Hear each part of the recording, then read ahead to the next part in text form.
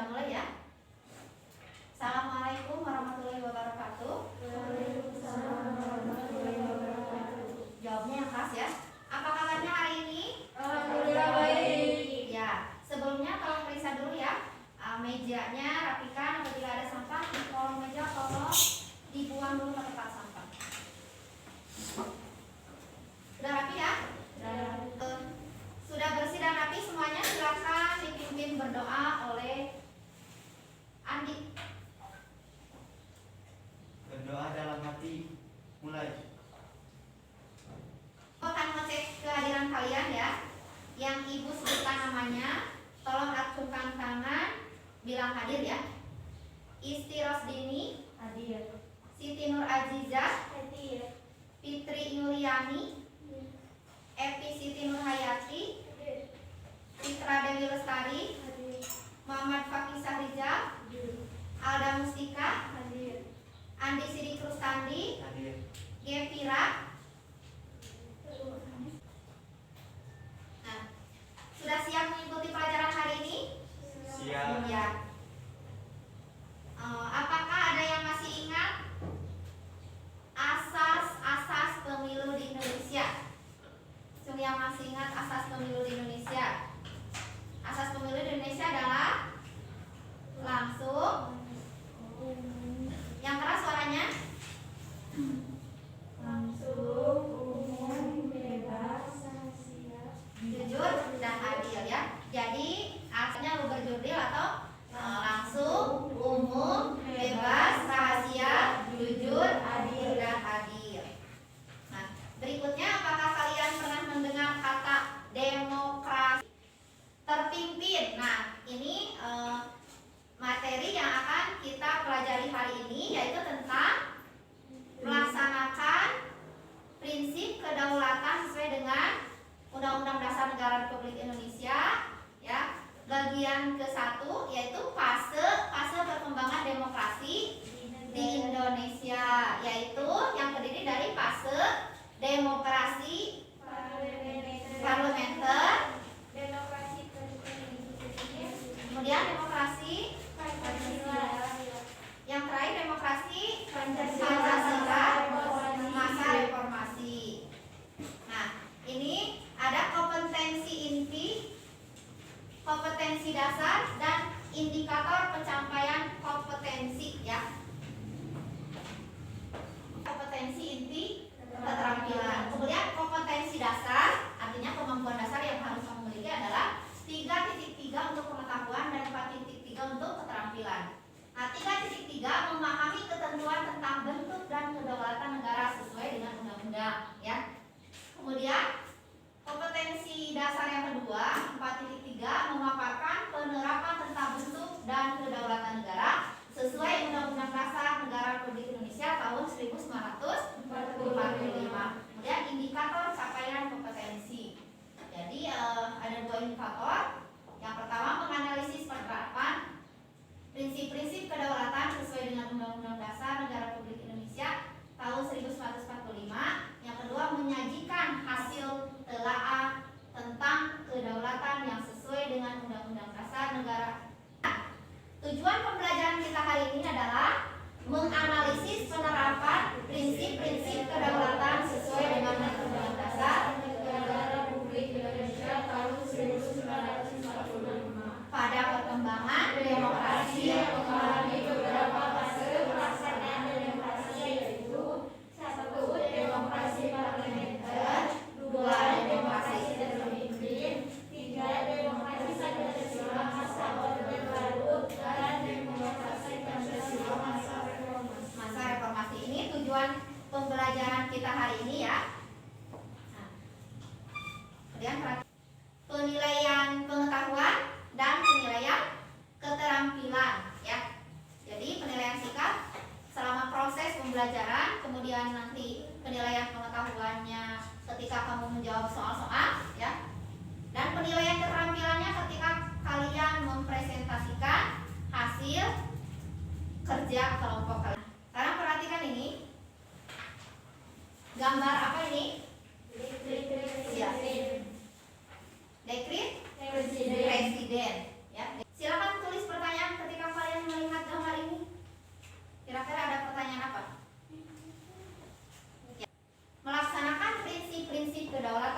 sesuai dengan Undang-Undang Dasar Negara Republik Indonesia tahun 1945. Nah, ini perkembangan demokrasi di negara Republik Indonesia. Yang pertama, demokrasi parlementer. Boleh kalian buka buku paketnya ya.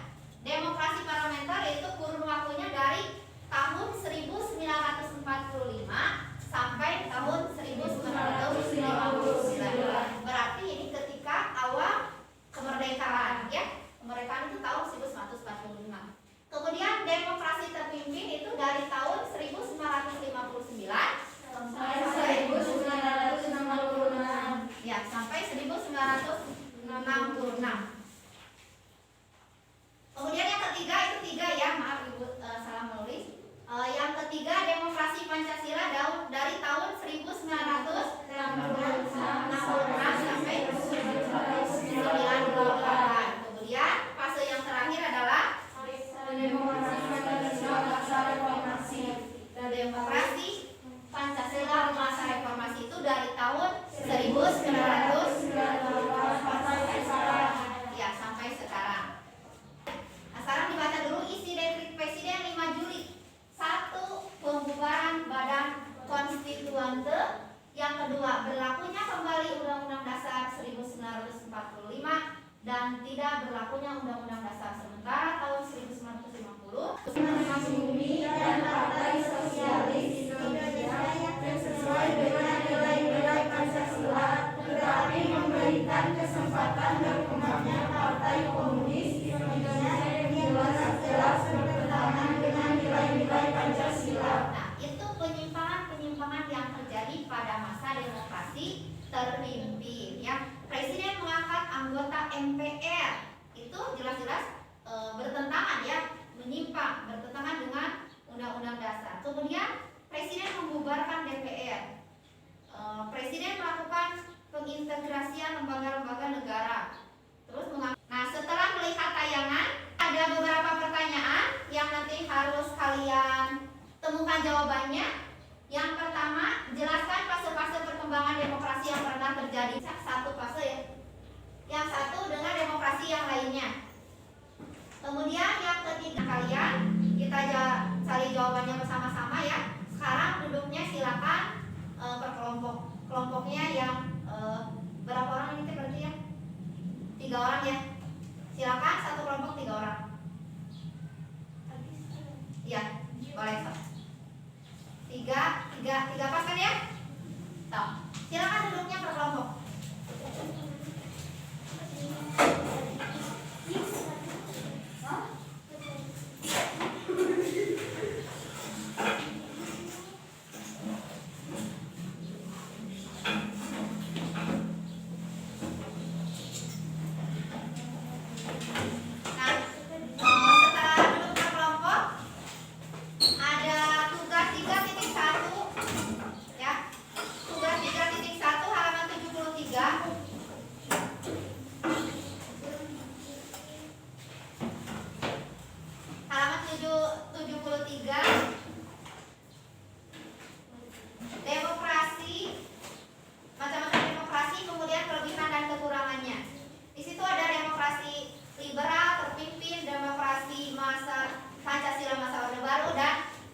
Demokrasi Pancasila masa reformasi ya. Nah, untuk kelompok 1 silakan membahas demokrasi liberal. Ini kelompok 1 ya, kelompok 2, kelompok 3. Kelompok 2 membahas demokrasi terpimpin, kemudian kelompok 3 membahas demokrasi Pancasila masa Orde Baru. Silakan. Sudah habis waktunya untuk kalian berdiskusi ya. Sekarang silakan perwakilan kelompok untuk maju ke depan mempresentasikan hasil kerja kelompoknya, dimulai dari kelompok 1. Silakan.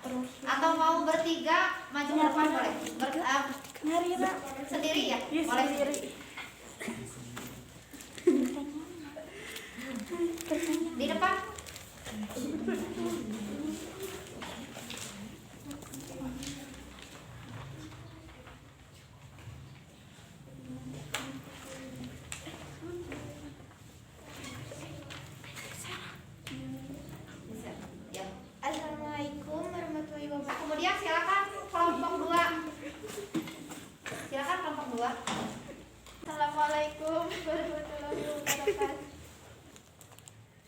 Jelaskan latar belakang munculnya Tritura pada masa demokrasi terpimpin adalah kondisi krisis ekonomi dan politik pada akhir masa demokrasi terpimpin, ditambah dengan adanya pembunuhan para jenderal Angkatan Darat dalam peristiwa gerakan 30 September.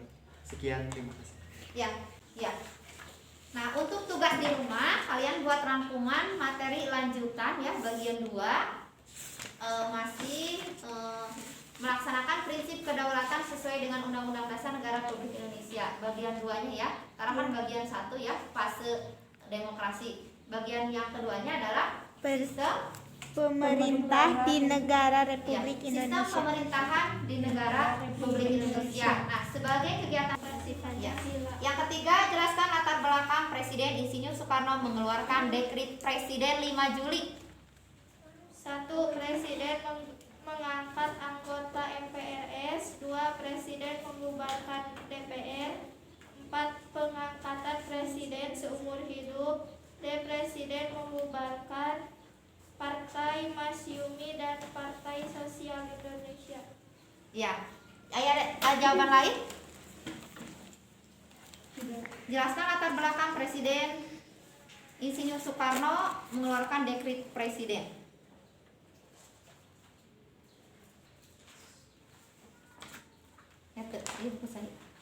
Untuk Ya, mengembalikan lagi ke yang keras suaranya. atas Ya.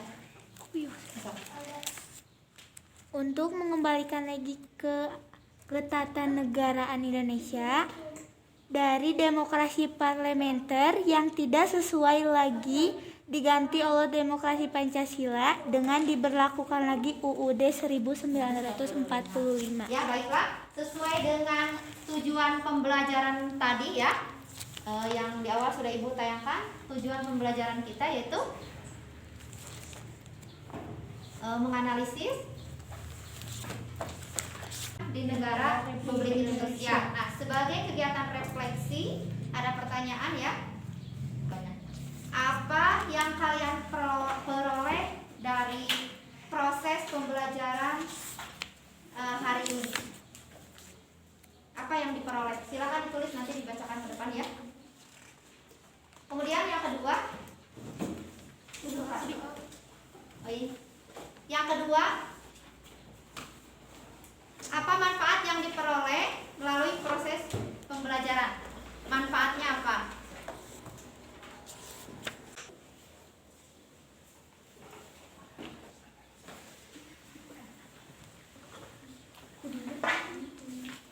Manfaat dari pembelajaran ini adalah kita jadi tahu tentang demokrasi, yaitu demokrasi di Indonesia terbagi dalam beberapa fase pelaksanaan demokrasi, yaitu 1. Demokrasi parlementer 1945 sampai 1959. 2. Demokrasi terpimpin 1959 sampai 1966.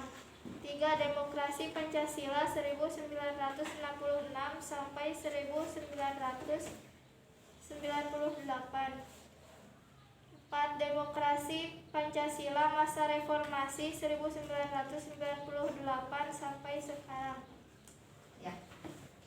Terima kasih ya, refleksinya sudah dibacakan.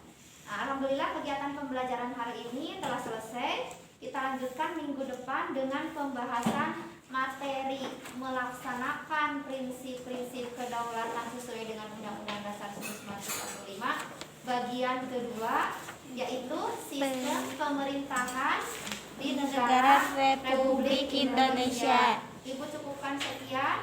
Terima kasih untuk hari ini. Kita bertemu lagi pertemuan berikutnya.